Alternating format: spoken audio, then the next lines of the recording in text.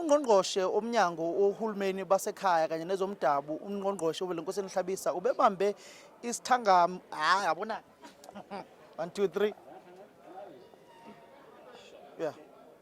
Ungqongqoshe wohulumeni basekhaya kanye futhi nezomdabu ungqongqoshe uVelenkosini Hlabisa ubekhuluma namaqembu ezepolitiki ngokusebenza bohulumeni basemakhaya kakhulukazi abayethola benezinkinga zokuthi abanalo uzinzo lubezezimali. Ngqongqoshe sicela nje usichazele kabanzi ngalezi ingxoxo kade uyibambile namaqembu ezepolitiki namhlanje kakhulukazi ngokusebenza komasipala basemakhaya abayithola beneyinkinga zezezimali kanye futhi namakhansela athile angafundile nabanye ke abayithola kukhona inkohlakalo edlalubi khona.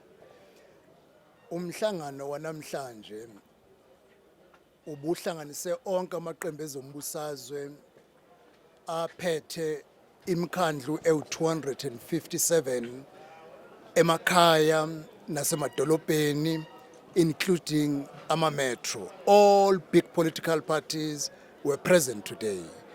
Inhloso yalo mhlangano sisesikhathini la sibuyekeza khona i-white paper on local government esiyethule ey'nyangeni ezimbili ezedlule.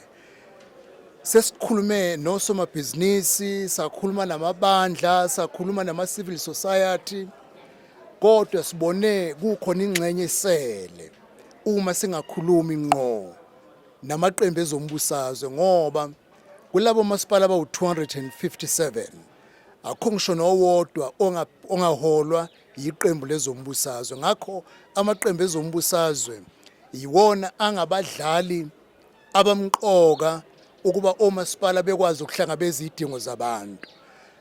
Amaqembu ezombusazwe kunezinto kayiphakamisile nawo ukuthi yini omasipala bengakwazi ukusebenza kahle. Okokuqala bathe akulungiswe udaba lokunikezela kwezimali komasipala, i-funding model. Umgomo wokuthi omasipala bayiqoqela imali enkulu encane isuke kuhulumeni omkhulu awusebenzi.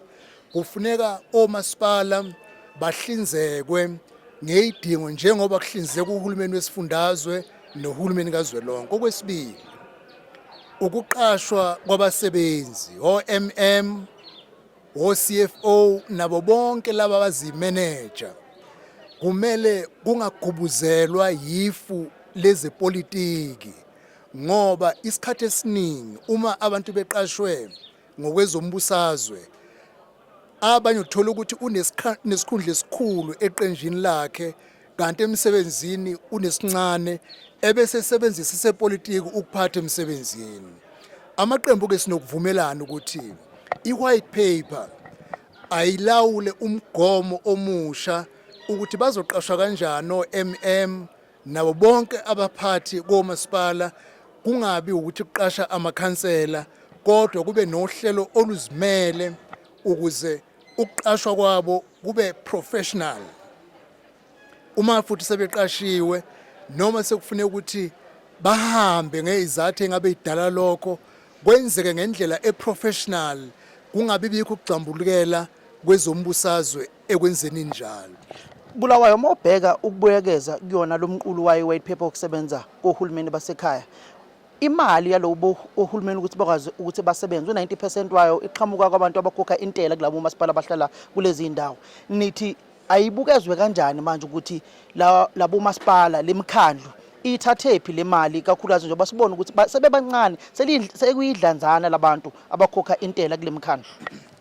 Isiphakamiso sizothi imali ayisuke kumgcini mafa kuzwelonke njengoba uhulumeni kazwelonke zonke indleko zakhe ihlangabezwa uhulumeni omkhulu.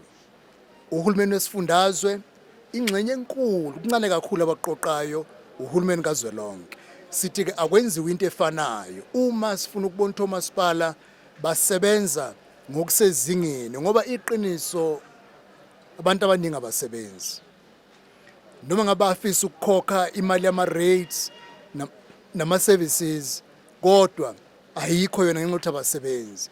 Ngakho-ke uhulumeni akabe nohlelo lodwa ukuthi sinohulumeni onezinhla ey'ntathu. Indlela yokunikezela ngemali ku-local, provincial and national ayilawulwe umgcini mafa futhi ibe indlela efanayo ukuze sikwazi ukuguqula isimo sempilo kubantu bakithi. Sibonge kakhulu Bulawayo. Siphinde sezwa ke nomcwaningi mabhuku kazwelonke ethi akagculisekile ngokusebenza komasipala baseNingizimu Afrika kakhulukazi ngalabo abaphethe yona lemikhandlu abawo speaker, kaphinde futhi athi nomeya ke bomkhandlu baseNingizimu Afrika kumele bebheke ukuthi bakwazi ukufunda amabhuku ezezimali nanokuthi imali zisetshenziswa kanjani komasipala, kakhulukazi ke futhi nalabo abaphethe imikhandlu njengo speaker bebheke ukuthi ingqalazinda ilethwa kanjani mabekade beyokhuluma nemphakathi phecelezi ngesingisi bathi integrated development plan ama-IDP.